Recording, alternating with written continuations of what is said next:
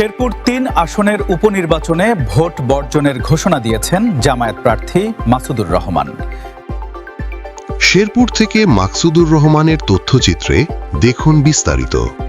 জাল vote, vote কারচুপি, কেন্দ্র দখল এবং এজেন্টদের কেন্দ্র থেকে বের করে দেওয়ার অভিযোগ তুলে তিনি এই সিদ্ধান্ত নেন।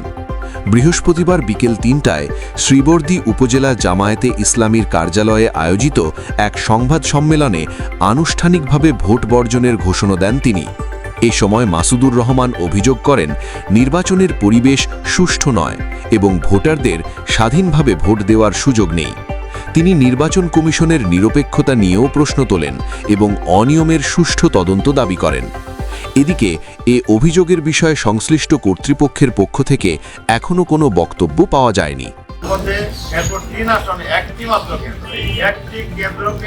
সুষ্ঠু নির্বাচন করা সম্ভব হলো না। আমাদের দলীয় সরকারের অধীনে নির্বাচন সুষ্ঠু হবে, এটা কখনোই সম্ভব না। অবগত করেছি, সেন্ট্রাল অবগত করেছে, প্রত্যেকটি কেন্দ্র অবজারভেশন করেছে।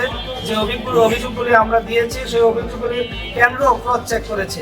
সকল কিছু ক্রস চেক করার পরে 1টার দিকে কেন্দ্রীয় জামাত সেক্রেটারি জেনারেল উনি সাংবাদিক সম্মেলন করেছেন।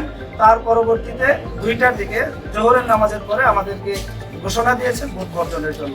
তারই প্রেক্ষিতে আমরা ভোট বর্জন অভিযোগ